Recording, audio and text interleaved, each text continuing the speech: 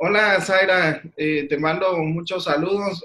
Oye, te agradezco muchísimo que hayas aceptado la invitación de grabarnos de estas pláticas que hemos tenido anteriormente. Pues qué triste por la pandemia, ¿verdad? Que no nos permite vernos de manera personal como estábamos acostumbrados.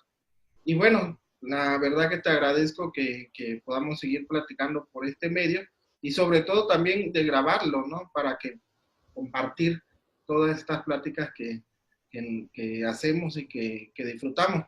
Aunque, pues el café va a tener que ser a la distancia porque, pues definitivamente ahorita no se puede salir, ¿no? No te preocupes, mi querido David.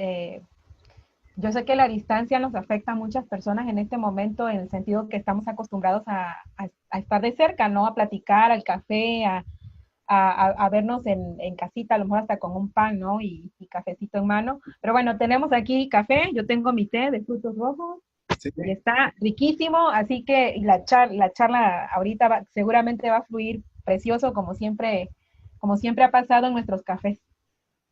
¿Mm? Bueno, pues desgraciadamente no se pudo conectar mi amiga que te había comentado. Esperamos que la siguiente pueda estar y también enriquecer esta plática que vamos teniendo, ¿no? Y bueno, la última vez, o mejor dicho, de las pláticas seguidas que tenemos, creo que esa tendencia de hablar hacia los símbolos, hacia los sueños, en lo particular es una de las cosas que más amo en esta profesión que tengo y comparto contigo, es los sueños, ¿no? Yo como analista es muy importante los sueños y los abordo desde una manera, pero sé también que tú también lo abordas desde tu perspectiva, de tu cosmovisión. Sé que también tienes una forma específica de entenderla hasta en tu vida diaria, ¿no? Claro, y sobre todo yo creo que por el hecho de ser psicólogos nada más, yo creo que hay un misterio, ¿no? Los sueños guardan misterios para mí. El misterio personal y el misterio de la psique, ¿no? A mí me encanta, por ejemplo, cuando hay pacientes, y no me dejarás mentir, que hay pacientes que solitos, sin que tú les digas, eh, me cuentas tu sueño para la próxima, o sin que tú induzcas nada para que te cuenten tus sueños en las sesiones, solitos llegan y te cuentan, ¿no? Te empiezan a comentar, maestra o psicóloga, tuve un sueño anoche, me dejó muy intranquila, me desperté llorando, soñaba que me... Generalmente, igual eso está muy interesante, David, porque casi siempre hay sueños, o sea, los sueños, no cualquier sueño le preocupa a la gente. Generalmente son sueños que están conectados a emociones fuertes. Una de ellas es la supervivencia, por ejemplo. No sé si te ha tocado, creo que todos en algún momento hemos tenido un sueño donde nos siguen y a veces como ideas hasta locas, ¿no? A mí me ha tocado escuchar que de sueños muy coloquiales de familiares y amigos que me dicen, Zaira, fíjate que soñé que me seguían los zombies, que son casi ese tipo de sueños apocalípticos en los que vas corriendo y sientes que hay una amenaza, que alguien te está siguiendo y que además es horrible, ¿no? Porque es un zombie. Pero más allá del que es un zombie, ¿qué hay detrás de ese significado del zombie, ¿no? El zombie es un humano que es diferente a ti, pero que ya está muerto, ¿no? Pero sigue caminando como si estuviera vivo a diferencia de ti, que no estás muerto o que no has pasado una transición de la muerte, ¿no? Y En al un final de sentido cuentas, metafórico.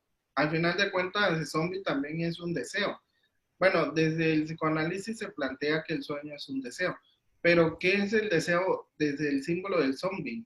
El zombie, al final de cuentas, o de alguna manera, es como ese deseo que siempre hemos tenido de seguir viviendo después de muertos, que la muerte no exista como tal.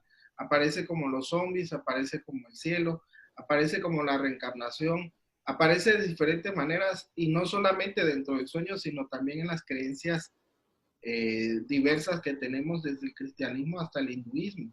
Ahora, fíjate que ahorita que te estaba escuchando, tocaste el tema de misterio y me quiero acordar porque no sé si misterio, cuando ya tenía mucho tiempo que no escuchaba esa palabra, misterio, si no me equivoco, sería cuestión de investigar en el Google. Sí, viene de velar. El misterio creo que viene de quitar el velo, ¿sí? Por ejemplo, recuerdo que los judíos tenían en ese lugar que se llamaba el lugar santísimo, había un velo enorme, había como una, ¿cómo le llaman aquí? Donde, lo que ponemos en los cuartos. No, ¿Pabellón? ¿eh? No, ¿Pabellón?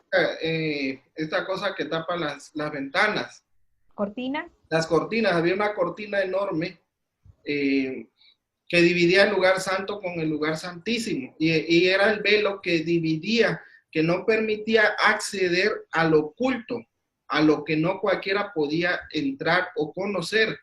Y hasta cierto punto, si el sueño es un misterio, también nos devela o nos da a entender que es una develación, es quitar un velo, acceder a la parte de nuestra mente que está oculto y que no accedemos tan fácilmente. Y que hay una información o hay algo que nos dice que nos hace soñar, ¿no? Creo que Freud le llamaba la información latente o el contenido latente, ¿sí? El contenido latente como tal, que son los formadores de los sueños. Y nos causa su curiosidad porque aparecen de diferentes formas y hasta cosas que nos daría miedo hacer en la vida real, vamos a decir así. Al menos yo recuerdo un sueño muy específico de mi adolescencia que ya me tenía molesto estar soñando con eso. Más que nada era como que yo me quedaba inmóvil, como catatónico, no me podía mover y con más que me quería mover no podía. Muy parecido a estos sueños en donde quieres correr más rápido, pero no puedes correr despacito, así como si estuvieras en una película de terror.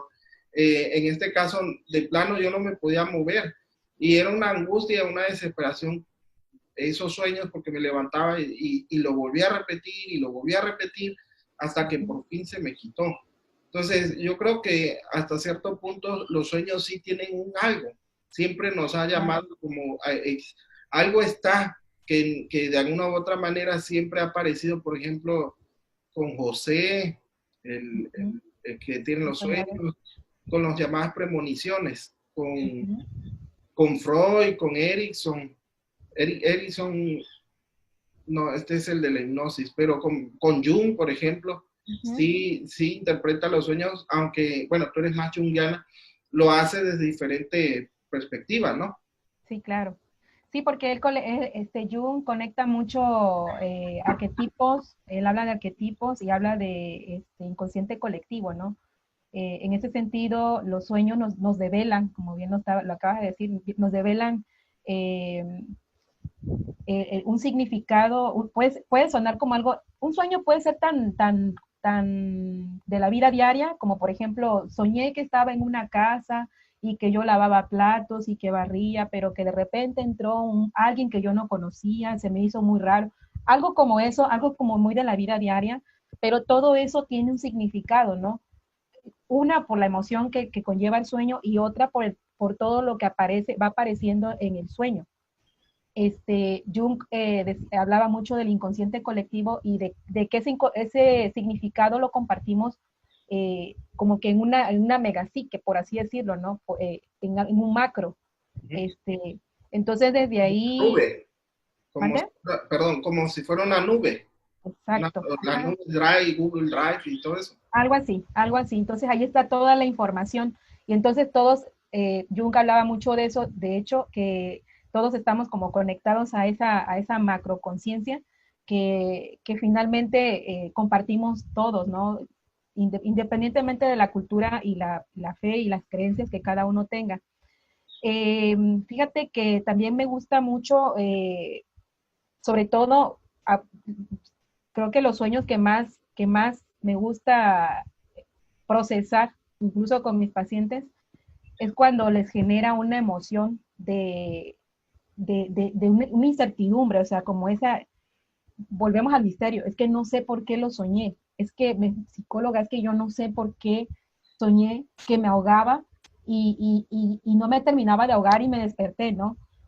Me gustan mucho también esos sueños que te generan como que un impacto, o sea, sabes de antemano que es un sueño, pero al despertarte, y al despertarte, mejor dicho, tomas conciencia de que fue un sueño. y que no estaba pasando en realidad, pero que sí te ocasionó muchas emociones muy confusas, muchas veces muy confusas. Una de ellas, por ejemplo, es cuando sueñas que se muere un familiar y entonces lloras y te despiertas llorando. Digo, a mí me ha pasado algunas veces y no me dejarán de mentir muchas personas también que han tenido ese tipo de sueños, ¿no? Y también están los sueños donde te confronta con las pérdidas, ¿no? Por ejemplo, el perder dientes o perdí la vida, sentí que se moría alguien, soñé que se moría un familiar muy cercano, ¿será que se va a morir, no? Hay un montón, de verdad que los sueños es muy amplio de hablar de ello porque hay incluso hasta supersticiones dentro de ello, ¿no? Si sueñas, yo he escuchado mucho que, por ejemplo, hay gente que dice, es que cuando sueñas que hay una fiesta y que se está casando alguien, es que alguien se va a morir, es alguien muy cercano de tu familia, incluso cuando se caen los dientes. Es que si se te caen los dientes, si sueñas que se te caen los dientes, es porque se va a morir alguien muy cercano de tu familia. Entonces, hay un montón de supersticiones dentro de los sueños. De por sí ya es muy complejo, muy profundo, y hay un mundo, un universo de símbolos y significados. Pues ya te imaginarás todavía las supersticiones que están dentro de los mismos sueños, ¿no? Inclusive, fuera del material onírico, de los sueños, también se tienen estas supersticiones, ¿no? Al menos recuerdo por primera vez cuando me dijeron que ver una mariposa negra era un aviso de que alguien se va a morir. De verdad que jamás volví a tener la misma percepción de ver una mariposa. La verdad que mi manera de pensar es más racionalista y me cuesta mucho trabajo ver una mariposa y pensar que algo malo va a suceder. Pero pues sí queda en nuestra mente cuando te dicen ese tipo de cosas. Fíjate que ahorita que escuchaba esta nube de información donde estamos todos interconectados, pareciera mucho como la teoría genetista, en donde, por ejemplo, el ADN y todos compartimos información de nuestros antepasados, inclusive en la teoría de los tres cerebros, en el miedo, por ejemplo, lo seguimos teniendo y seguimos reaccionando por nuestros antepasados. Porque vivían en cuevas, por ejemplo, y esa información queda grabada, al menos desde la ciencia genética o desde el conocimiento científico, queda grabado en nuestra mente que seguimos teniendo ciertas reacciones a pesar de que ya estamos en otro sistema y en otra forma de vida, que ya no es, por ejemplo, ir a cazar o estar en una cueva, buscar una cueva, pero que seguimos reaccionando porque el cerebro se ha ido acostumbrando y sigue formándose estas redes neuronales desde la neurociencia para que de alguna u otra manera también sobrevivamos. Hasta donde yo he leído, el sueño es importantísimo porque se tiene investigado que los que no sueñan se enferman neuróticamente. Hay estudios en donde les administraron cierta droga, si no me equivoco, a las personas para no soñar y después de tantos días empiezan a generar una sintomatología, por ejemplo, están irritados, se sienten enojados, por lo cual el sueño mínimo en las cuestiones neuropsicológicas es necesario de alguna u otra forma, independientemente de cualquier teoría, es necesario como si fuera una lavadora mental en donde trabajas algo, donde lo que viviste en el día o en el pasado, lo trabajas y sigues, porque si te lo quitan, de alguna u otra manera te enfermas. Fíjate que también cuando te escuchaba, porque hiciste muchas cosas muy interesantes, me acordé de Freud y de Jung. Ellos tenían un encuentro, inclusive cuando veían situaciones eh, juntos. Para Freud era su hijo predilecto, Carl Jung, pero Carl Jung se fue terminando, se separó y terminó haciendo su propia teoría, una teoría demasiado interesante, pero que con Freud no congeniaba, no divergían en esa situación. Por ejemplo, en una ocasión leí que estaba en un mismo lugar y se cayó algo, creo que tembló, se cayó algo, y Freud le dio una interpretación más racional y Jung lo hizo más como si fueran otras energías como tal.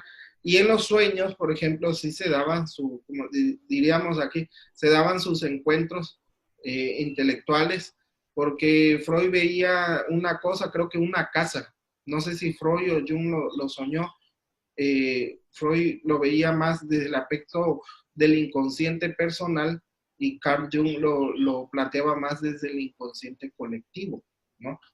Ujú. Sí, de hecho, tengo aquí mi librito que tanto deseé y que por fin lo tengo, el libro rojo de Carl Jung. Fíjate que lo estaba leyendo y estaba leyendo una parte de su vida respecto a los sueños, cómo él inicia, inicia esta búsqueda por lo místico, por el misterio, por los símbolos. Fíjate que a mí me encantó cuando empecé a leer sobre su vida en este libro precisamente, y lo recomiendo, por cierto, para todos aquellos, todos y todas aquellas que les interese el misticismo, eh, sobre todo es eso que se habla muchas veces y que se tergiversa en la psicología, que ya no es psicología. Perdón, pero este señor sí hizo una diferencia entre ciencia y misticismo. Él lo tenía muy claro, y lo tenía tan así de claro eh, desde muy pequeño, desde los 12 años. Él cuenta un sueño que tuvo, este, donde dice que se encontraba como en una especie de templo subterráneo, y que la madre le decía, fíjate, cómo lo abordaría el psicoanálisis o desde la gestal, que es el que tú manejas perfectamente bien, David, pero la forma en cómo lo maneja él desde el simbolismo y el inconsciente colectivo es totalmente diferente. Entonces dice que se vio a sí mismo a los 12 años, fíjate, en una especie de templo subterráneo, y que había eh, como un falo, decía, bueno, ya en el libro rojo lo describe como un falo, ¿no? Pero al principio pensó que era Jesucristo porque era un templo. Además, su padre era pastor de una iglesia. Tenía mucho contenido simbólico en su psique de todo lo que se maneja en una iglesia, ¿no? Entonces, la madre le dice eso, ¿no? Que es que es Jesucristo, pero finalmente él se da cuenta luego que no es Jesucristo, sino que era un falo. Y bueno, el falo desde la cosmovisión junguiana está relacionado al poder, o sea, está relacionado a, no sé, Lacan que diga por ahí. Igualito, estamos Sí, igualito en ese aspecto. estamos. Entonces, él habla del falo como poder, pero no habla del falo desde por ejemplo, no está para nada relacionado con lo sexual. Uh -huh. Y entonces ahí donde empieza él sus preguntas, ¿no? ¿Por qué soñé con esto? Todo esto tiene un significado para mí. No había en aquel tiempo, como ahorita, ¿no? Casi todo es ciencia, la pseudociencia se vuelve hasta ciencia, ¿no? Hoy día. Yo respeto mucho la chamanería, incluso a Jung se le ha llamado como el primer chamán, y me encantan, hay muchas cosas que a mí me encantan de la chamanería, pero creo que él logra hacer una conexión entre lo ancestral y la ciencia. Creo que esa parte es súper interesante de Jung. Y bueno, cuando aborda lo que es los sueños, lo aborda desde conceptos más espirituales, más incluso me llamó mucho la atención que divide el tiempo. Por eso le llamo espiritual, porque yo le estoy apostando hasta donde voy leyendo que él está empezando a hablar de reencarnaciones. Cuando él habla de una conexión con la época actual, dice que existen dos yo, el yo actual y el yo del tiempo de los siglos, ¿no? Que todos tenemos dos tipos de yo. Y a principio él hablaba de una escisión, como si estuviera disociado. Como ¿Vale? una división, como una disociación. Exacto. Ajá, como si estuviera dividido el mismo, pero más que nada lo hizo para analizarlo, o sea, para decir, hay una parte de mí que se contradice conmigo mismo. Y creo que en los sueños es muy común eso. Yo no haría eso. Yo no, yo en el sueño yo me alcoholizaba, pero no, ¿cómo voy a hacer eso? No, en el sueño yo andaba con muchas mujeres. ¿Cómo voy a hacer eso, no? En los sueños hacemos muchas cosas que no nos atrevemos a hacer en la vida cotidiana. No me atrevo a decir real porque pues entraríamos en otros términos, ¿no? ¿Qué es la realidad? Pero creo que sí es interesante cómo empieza a profundizar Jung a través o a partir de sus experiencias, ¿no Inclusive crees? es como esta vida, he visto algunos intelectuales que plantean que esta vida puede ser un sueño. Hay un poema que hace tiempo te compartí de este autor Borges, de los sueños, Sí, sí, sí. donde despierta de un sueño, pero tiene que volver a despertar, que propiamente va a ser cuando nos moramos, de este sueño que le llama la vida, ¿no? Pero ahora que escucho, yo no había escuchado ese sueño de Carl Jung, pero te puedo decir que al menos de primer orden, te puedo decir que la interpretación acá más psicoanalítica, más lacaniana, es claramente de un aspecto sexual, eh, porque ya desde lo subterráneo tiene que ver con una regresión hacia la madre, cuando estamos dentro del vientre materno, y que muchas veces se ve como el paraíso, porque ahí no trabajas, ahí nadie te está molestando que tienes que pararte, sino prácticamente es comida gratis, sin pagar luz, sin nada, ¿no? Es como el paraíso de estar allí. Y este falo, al menos desde Lacan, es la representación del poder en específico del padre, que él le llama el nombre del padre. De hecho, perdón, Carl Jung, hay estudios de Carl Jung o sobre Carl Jung que lo que tenía era un problema con Freud por sus aspectos paternos. O sea, que esta división fuera de la parte intelectual también tenía que ver con su psique. Una de las cosas que los científicos o lo que tienen inclinación o son proclives a la ciencia o los psicoanalistas férreos o bien ortodoxos que tienen con Carl Jung es propiamente su misticismo. Pero es risorio hasta cierto punto porque gente como Sócrates, por ejemplo, creía en la mentapsique que hoy se conoce como la reencarnación. Eh, Sócrates planteaba, si no me equivoco, en el libro de la República, que tenemos información de antepasados porque cuando tú morías, tu alma pasaba a otro cuerpo, o sea, el cuerpo viene a ser como un avatar temporal, como un pedazo de carne que contiene el alma para que después que mueras pase a otro. Igual los judíos tenían esta cosmovisión y que muchos cristianos confunden en ocasiones porque para el judío, o al menos algunos, como me lo planteó alguna vez algún rabino, cuando tú te mueres entras como a una forma de lavadora moral en donde tu alma se limpia, un poco como también la perspectiva católica, y posteriormente puedes renacer en otra persona.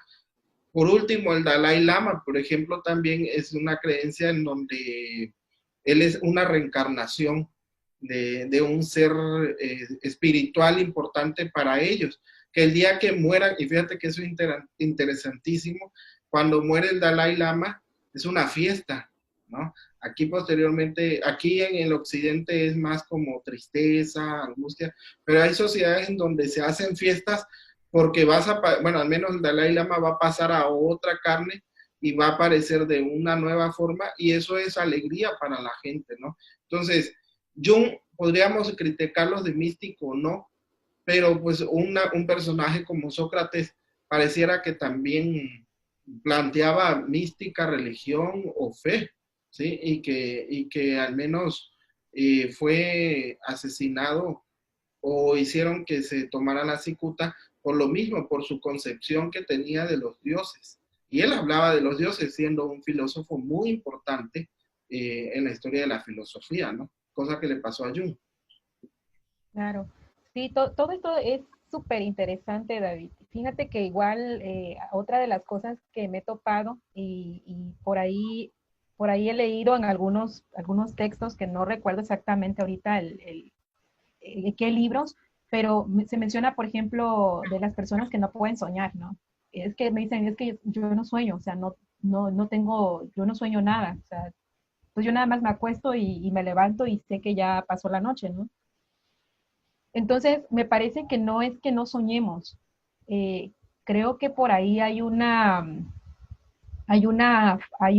falta de conexión con, y de incluso de hacer, de practicar la conciencia, de hacer consciente los sueños, ¿no?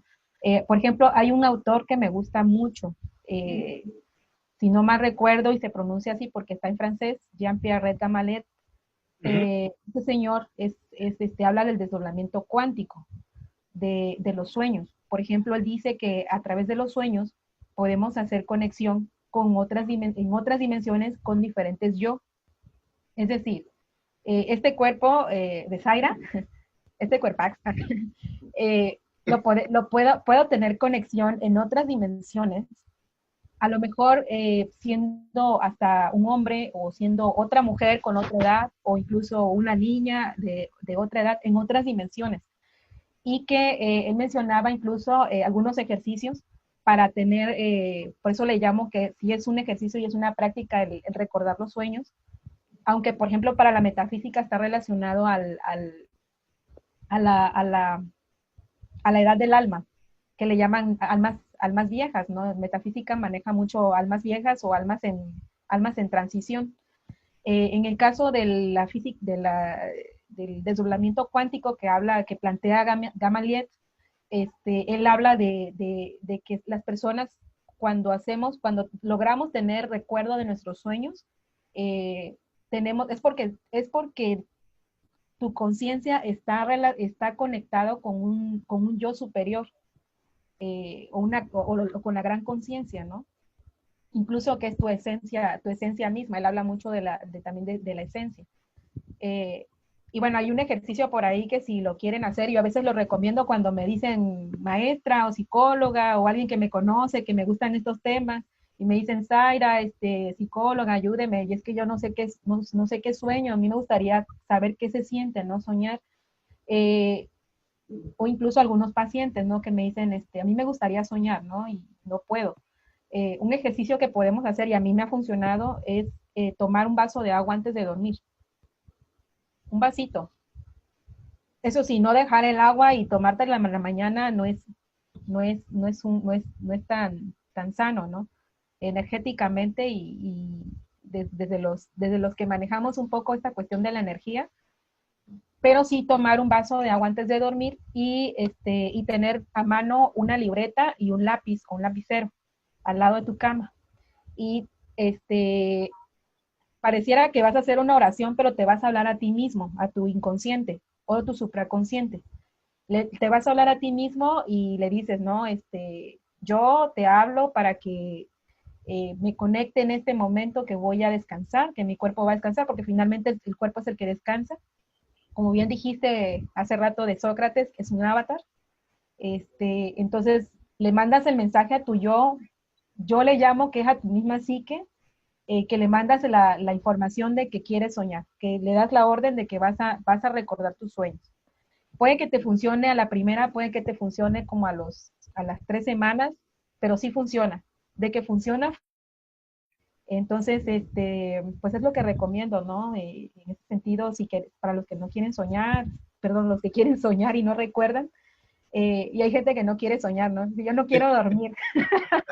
No, mira que ahorita me acordaba, bueno, ya desde un aspecto más racionalista, eh, existe lo que se conoce como los sueños lúcidos.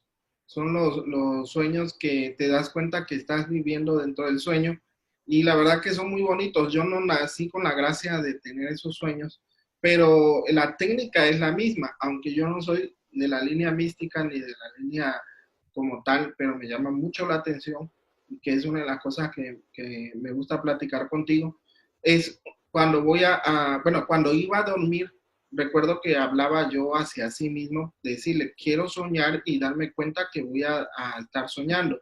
Quiero soñar y quiero darme cuenta que estoy soñando. Y tardé casi un año para que por fin pudiera soñar. Recuerdo que estaba soñando que estaba como en un lugar verde así, donde había florecitas y demás. Entonces entré como en una angustia porque yo no quería despertarme. Entonces yo dije, antes de que me duerma, perdón, me despierte, me voy a ir a volar. Ahora sí que me voy a ir a volar. Y me fui a volar, o sea, literalmente como yo tenía control de mis sueños, me fui a volar y Wow. un Superman, ¿no? Y allá andaba yo como Superman, volando, como un superhombre tratando de, hacía los Nietzsche, como un superhombre volando. Y fue muy bonito, aunque hay teorías desde la psicología propiamente hablando, como hacías bien la diferenciación entre todas estas perspectivas antiguas, quizás no entran dentro de la psicología, pero que sí las leemos como hasta cierto punto como un tipo de antropología y psicología ahora sí que de una psicología del ayer. Sí, sí hay formas y métodos para descubrir y incluso intervenir dentro de los sueños, que es lo que, a lo que iba. Hay métodos, por ejemplo, de estas personas que sueñan que un toro lo sigue o un animal lo sigue, y entonces en los sueños lúcidos tú paras y le dices, ¿quién eres? Y bueno, en la literatura que he escudriñado, el toro se convierte en el padre o en la madre en el momento. Y esta información, este contenido latente se convierte como tal lo que es, y muchas personas han sanado psicológicamente traumas anteriores dentro de lo que es el sueño lúcido, y que se parece hasta cierto punto a lo que venías hablando. No, y está súper interesante lo que acabas de decir, fíjate, porque hay un ejercicio que se hace dentro de la chamanería. En lo personal no lo he hecho, no lo he hecho desde la chamanería, pero sí me ha pasado desde mi ser, pues, ahora sí que nos fluye, ¿no? Y eso que tú mencionas, de hecho, ya habla de una conciencia bastante desarrollada como para tener lucidez, como bien mencionas, de poder manejar de saber que estás en un sueño y que en ese sueño tienes la autoridad para saber quién es, ¿no? Es como lo que se había dicho mucho de los chamanes, que si se transformaban en algo, ¿no? Y es que todos somos un reflejo de lo que queremos ver según la chamanería, ¿no? Eh, bueno, los sueños están muy relacionados a ese querer ver o a ese no quiero ver, pero que está. Eh, Se me está pasando un punto que quería abordar. Ah, tenía una pregunta. Sí. En caso, y te lo pregunto porque sé que a ti tú manejas súper bien, además del psicoanálisis y gestal, que me encanta cómo desglosas los sueños, y me ha tocado consultarte como casi como paciente, pero no soy tu paciente. Sí, Me encanta eso. Sí, sí, sí. Por ejemplo, una pregunta que tengo ahorita, y porque me gustaría escuchar de tu voz y desde tus conocimientos. Por ejemplo, Juan era José el Soñador. Tuve la bendición de escucharlo, de ver una obra de teatro, me encantó, en el Esperanza Iris, y me gustó mucho. Aparte vi una película por ahí, pero me surge, por ejemplo, él tenía muchos sueños como, no sé si llamarle premonitorios, o que decían que iba a pasar, ¿no? Predecían el futuro, por así decirlo, prevenían. Eh, en ese sentido, José el Soñador, digo, no son sueños muy comunes, no sé si a la gente le esté pasando, pero sí hay gente que se me ha acercado, y creo que también a ti, es que luego lo que sueño se hace miedo de que ese sueño que tuve se me haga realidad. Ya. Ese tipo de sueños que son premonitorios, ¿cómo lo explicaría el psicoanálisis desde ahí?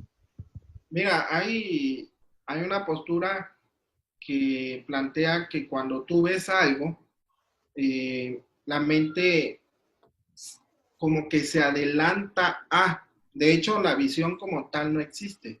La visión es un recuerdo. Como yo ya te vi o como he visto seres humanos, tienen dos ojos, una nariz y una boca. Entonces, la primera vez que lo ve, la percepción o la mirada queda grabada, y entonces cuando vamos a ver una cara de nuevo, pues simplemente viene el recuerdo, ya no tanto la visión como una economía de la visión, para que nada más tengas el recuerdo. Por eso nos sacamos de onda cuando estamos viendo una cara y entonces ya no son dos ojos, sino tres, porque lo esperable es que sean dos. Esto pasa lo mismo con los sueños. Por ejemplo, puedo estar consciente de que este objeto que estoy señalando está a la orilla de la repisa, a tal grado de que no soy consciente en mi mente al momento que lo veo, pero en el inconsciente sí. Sucede que cuando ya te vas a dormir, esa información la procesa hacia el futuro, el inconsciente, y puedes soñar que este objeto luego se va a caer y ¡tas! Se cae, ¿no? Entonces, de alguna u otra manera, quiero dar a entender con este ejemplo muy, quizás no insustancial, pero sí muy nimio o muy pequeño, de que hay situaciones más complejas que el inconsciente lo traduce y lo adelanta, ¿no? Muchas veces el inconsciente vuelve a hacer eso, pero no siempre lo hace de forma sana. Por eso estos trastornos como el TOC, como la esquizofrenia, los disotípicos, sienten como percepciones erróneas porque el inconsciente se adelanta, pero se adelanta, vamos a decir, no convierte bien esa información y en este caso viene el delirio como tal. Ahora, fíjate que ahora que planteas de José, eh, el punto de los sueños en la Biblia, por ejemplo, parte de que Dios tiene un mensaje para los seres humanos y para que un emisor y un receptor haya comunicación tiene que haber un conducto para el mensaje. En este caso, el conducto para el mensaje o la forma en que va a viajar, desde el cristianismo plantean que es los sueños, inclusive otra persona, que son los famosos profetas. En el caso del profeta también entraba a una manera de trance en donde Dios hablaba al profeta y el profeta le hablaba al pueblo. El profeta en el Israel antiguo se le conocía y se le llamaba como los nabis.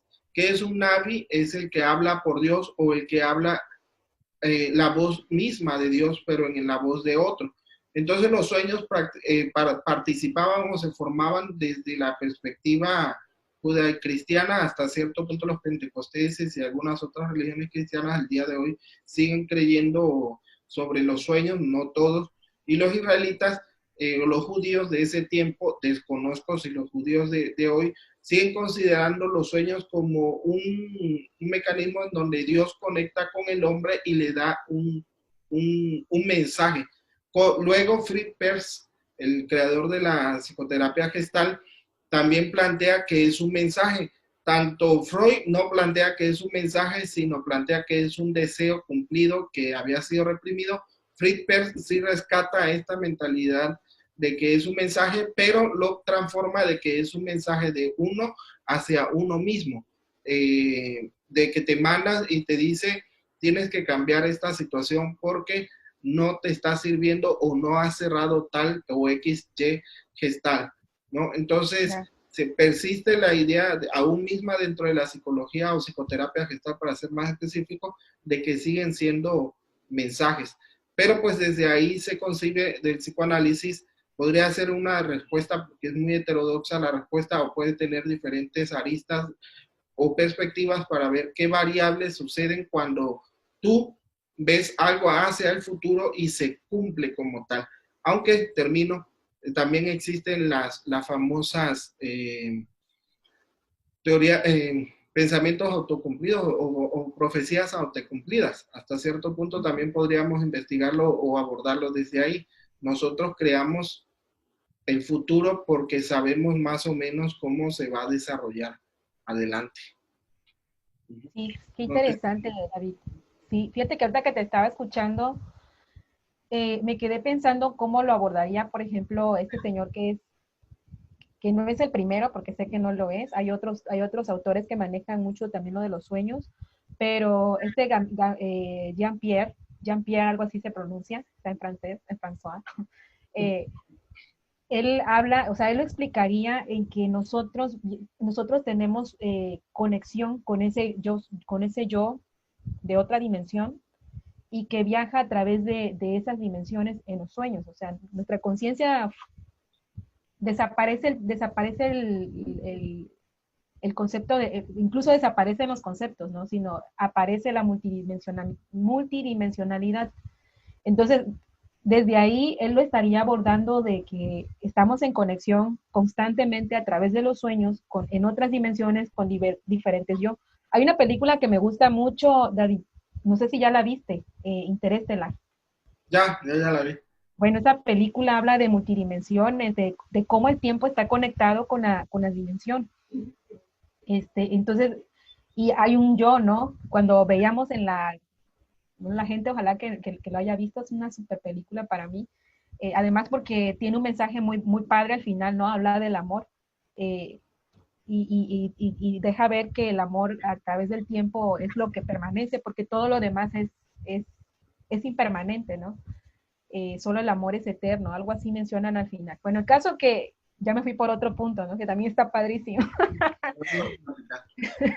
pero habla del punto de cómo viajamos, ¿no? Este personaje de la película Interestelar, donde en los sueños, él tenía sueños como premonitorios, y al final, luego cuando se desperta, la niña, o sea, su hija, tenía esos sueños, sí, ya recordé también, la niña tenía esos sueños y entonces sentía como que alguien le hablaba detrás Una de una, esquinita. donde, ¿cómo le dicen? Donde pone libros, se me está olvidando la palabra ahorita. Estante, un librero. Ándale, un librero. Uh-huh. Entonces sentía como que había un fantasma, ella decía, es que hay un fantasma ahí que me está hablando. Ajá. Pero al final la película te deja ver de que es el mismo yo del papá, ¿no? Es en otra dimensión, a través del tiempo. Entonces, hay muchas teorías que se hablan respecto a ese tema también de los sueños, ¿no? En ese sentido. Que muchas veces, por ejemplo, que hay gente que dice, es que, bueno, los déjà vu también, ahorita vamos con eso del déjà vu que me interesa bastante.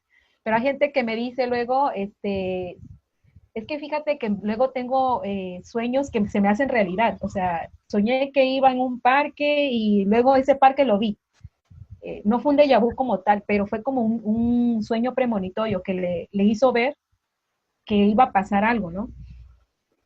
Entonces ahí surge la pregunta, ¿cómo supo? ¿Cómo el sueño le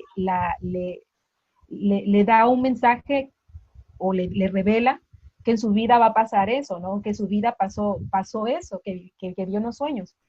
En ese sentido, pues igual para mí se me hace muy, muy válida la teoría del desdoblamiento cuántico y de conexión de mi yo con en otras dimensiones, ¿no?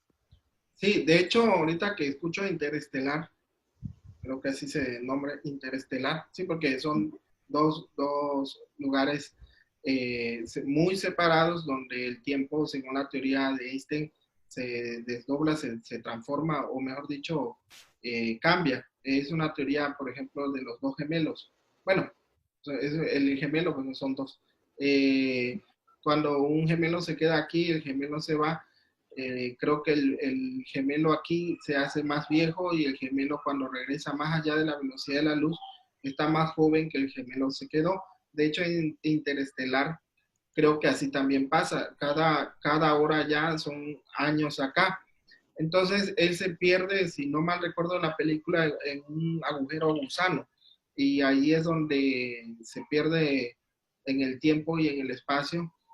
Ahí sí ya se vuelve ficción porque pues prácticamente se destruiría si entrara sin ningún tipo de protección o con todo y tipo de protección, el agujero gusano lo destruiría completamente porque Claro. y destruye la luz. Pero a manera de ficción sí recuerdo que se comunica en esta nueva dimensión con la dimensión de acá. Esa película la hizo un director que se llama Christopher Nolan. Christopher Nolan también hizo una película muy buena y que entra perfectamente, embona perfectamente a este tema, que es el del origen. Es Uh-huh. una película que habla también de los sueños específicamente y habla inclusive de los grados de los sueños, que puedes soñar y dentro del sueño entrar otra vez a soñar y dentro de este nuevo sueño más profundamente y en el inconsciente se va haciendo más profundo y nuevos símbolos. También se combina, porque al final de cuentas es Hollywood, entre ficción pero son películas todas, por ejemplo, la primera que hizo Christopher Nolan también tiene que ver con la psicología. Casi todas sus películas tienen que ver con la psicología. Ahorita va a salir una que se llama Tenet, que también plantea este tipo de cuestiones. Nada más el nombre. Ya nada más desde el nombre, exactamente. Nada más que con esta pandemia iba a salir ahora en julio, pero se ha venido recorriendo para que cuando podamos salir y con los debidos cuidados, podamos ir a verlo al cine. Hay que ir a verla. Ahorita que comentaste el déjà vu y este recuerdo, también podríamos encontrar otra de las variables que te decía hace un momento.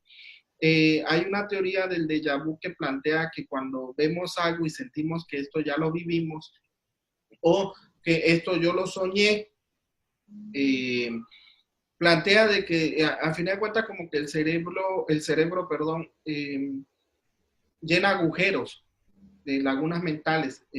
Cuando vemos una cosa o planteamos una cosa y sentimos que esto ya lo vivimos, dicen algunos autores que plantean esto del déjà vu, que también es una palabra francesa, si no me equivoco, eh, Sí.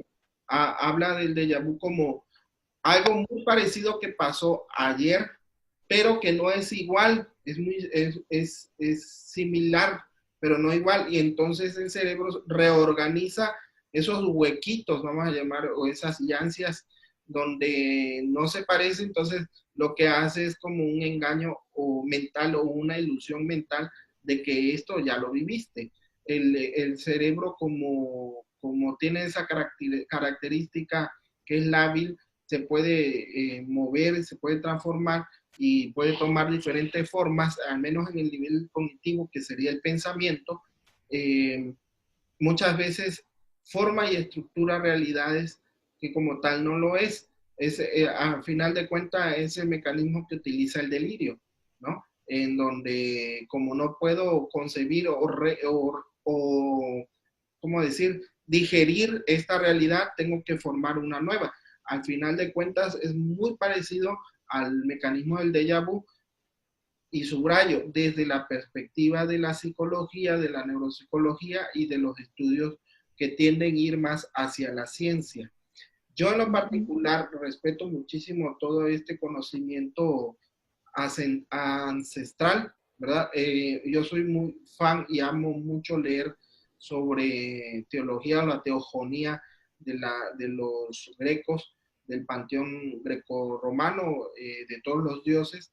Y lo que me he dado cuenta es que ese conocimiento, aunque no es científico, también es un tipo de conocimiento, es una praxis, y hasta cierto punto también es una episteme, una forma de conocer, de entender el conocimiento y las prácticas del ser humano.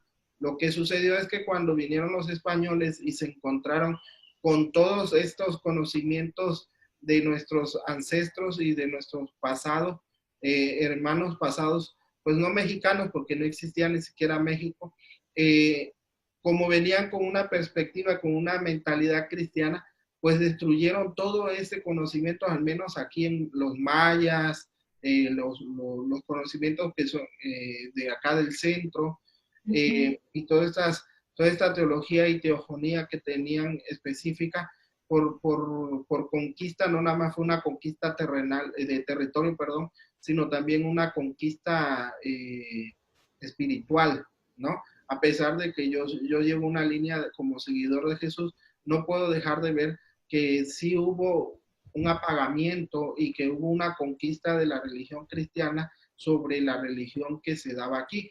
Por ejemplo, ahí si me permite extenderme más, allí en Tlaxcala, eh, perdón, en Puebla está un templo grandísimo, enorme, eh, es como el de Chichen Itzá, está más grande, creo que como está enterrada, es la más grande a nivel mundial, pero la enterraron, tiene grados así, la enterraron y pusieron un templo cristiano, católico, hasta la puntita. Entonces, está hasta el mero punto más alto del templo. Entonces es como una metáfora de lo que hicieron con, esta es una nueva perspectiva de vida basado en la religión y te quito todo este conocimiento que al menos para mí es una tristeza porque a mí me encanta desde la mirada cultural, quizás no desde mi manera de vivir mi espiritualidad, pero sí de una mirada inclusive de mi identidad cultural, de qué había antes de la conquista, que es una tristeza y que es una pérdida que creo que hasta el día de hoy no la hemos sanado, ¿no? No, pues ahí estás hablando de ya de heridas. Si hablamos, si regresamos un poco con lo del inconsciente colectivo, hay una herida ancestral cultural ahí, ¿no? Sí, Que de hecho, bueno, ya sería como para otros temas de, de té y café. de Teca. Este, este, sí, sí, sí, porque, o sea, ya estaríamos hablando ahí de cómo vivimos las pérdidas, ¿no? Pero un poco retomando los sueños también, en los sueños se dejan ver todo eso, se dejan ver todas esas heridas no sanadas, personales, conectadas, conectadas con la gran conciencia, ¿no? Que le llama, es que me encanta, te digo que me encanta Jung, es que yo lo he estado leyendo y yo digo, es que este señor escribe o escribió y escribió casi todo lo que yo, al menos yo desde mi psicología o desde mi experiencia, él habla mucho de experiencia también, o sea, es lo que yo pienso, es lo que yo también a las conclusiones que he llegado, ¿no? Desde mi experiencia. Pero es precisamente, David, es esto que se ha perdido, ¿no? Hay como un vacío, yo le llamé en algún momento arquetípicamente que estamos hasta cierto punto huérfanos, huérfanos por ejemplo, huérfanos de un padre y una madre, ¿no? Yo considero más de una madre y de un padre mal procesado, o me atrevo a decir que también impuesto, ¿no? De una figura del padre, que es finalmente, lo estoy mencionando desde el arquetipo, ¿no?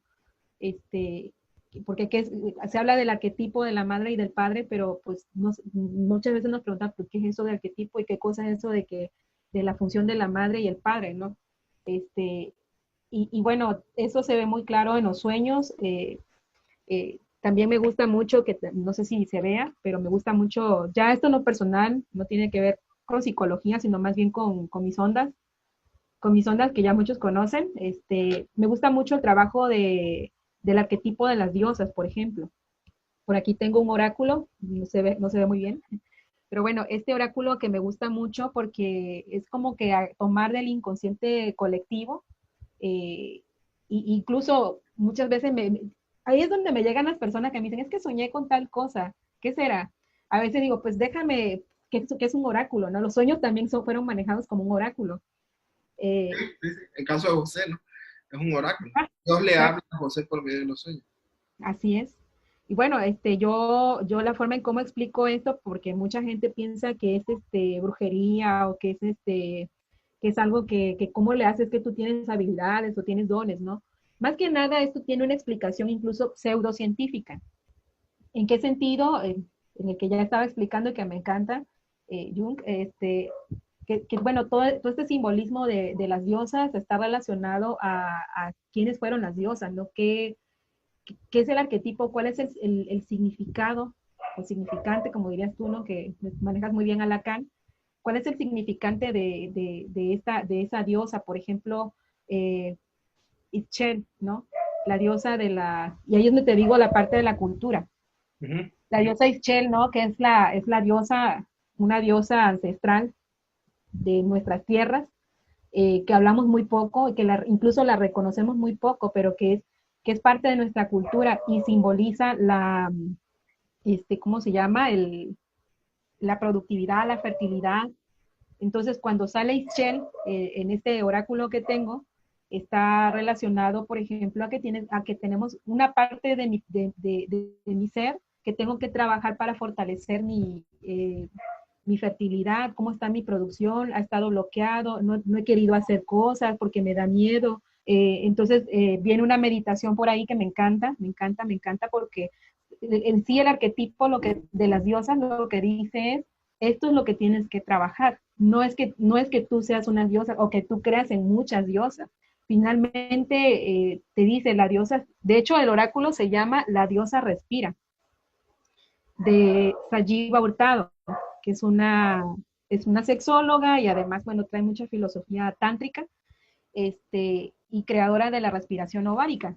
Me gusta mucho porque hace esa conexión, logra hacer esa conexión entre lo que le llamamos inconsciente en psicología, pero que está relacionado al cuerpo. O sea, finalmente el cuerpo es como el medio, pues el medio para sanar heridas, y que en este caso de las diosas, pues bueno, fungen como un arquetipo, una imagen, un significado que tengo que trabajar dentro de mí y que eso hace que me conecte con mi inconsciente o con mi yo superior, como dice Jean Pierre, o etcétera, ¿no? Entonces, es esa conexión que finalmente hacemos y que no importa ahorita para mí el nombre, sino más bien la herramienta en sí que sirve para hacer esa conexión.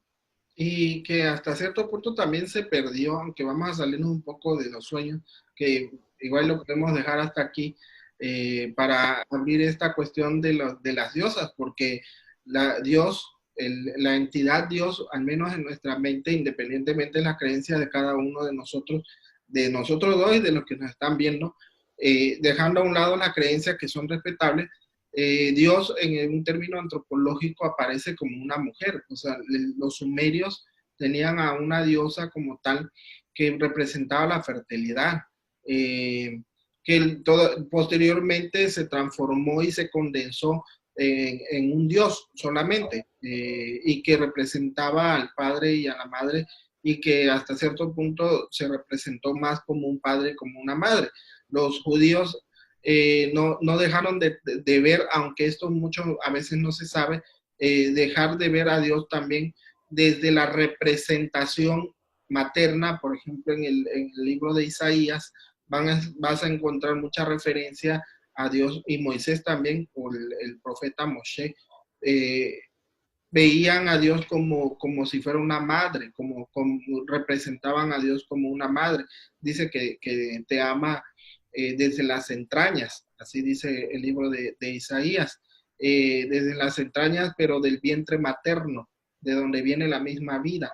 Y también Moisés, el profeta, plantea que Dios como una nodriza. Uh-huh. Los griegos también rescataron la mujer Perfecone, siempre me equivoco, Perséfone. Perfecone, ¿verdad? A ver cómo es. Perséfone. Ella, ella es hija de Metris, si no me equivoco, y que también tenían unas sociedades,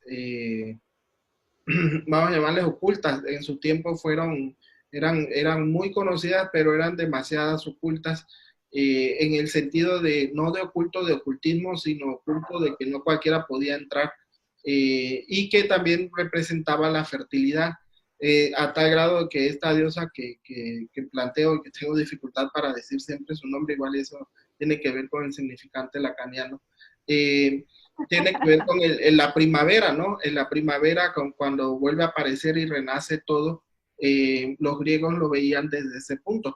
Y Chel, que bien rescata, es acá, pero pues siempre el símbolo, y regresando otra vez con los sueños, el símbolo materno viene planteado desde este dar nacer, el dar crecer, el dar a luz, todo lo que tiene que ver con la vida, ¿no? Por ejemplo, los sueños, el agua es un símbolo muy fuerte de la madre y de lo materno. Los ríos, los mares, todo lo que tiene que ver con el agua, porque al final de cuentas algunos autores plantean que es el primer sonido o el sonido primario, cuando estábamos en el vientre materno, es el de líquido amniótico. Por eso el agua mayormente nos da tranquilidad escucharla cuando estamos semidormidos, dormidos, cuando queremos relajarnos, porque el agua de alguna manera nos lleva al estado más primario de nuestra existencia. Perdón, estaríamos hablando de entre los sexto mes o séptimo mes, porque es cuando se conecta el cerebro con nuestro sistema nervioso, y como tal existe la memoria y la percepción, o las primeras percepciones como tal. Bueno, Claro. Zaira, disculpa que te interrumpa, pero ¿te parece si seguimos hablando en el siguiente domingo? Si Dios quiere, grabamos de nuevo en Ya se esto me de, acabó. ya igual a mí ya se me acabó, estas pláticas de té y café. ¿Sale? Claro que sí, es un placer siempre. Y gracias también por este tiempo y bueno, se puede, a la distancia se puede compartir cafecito y té.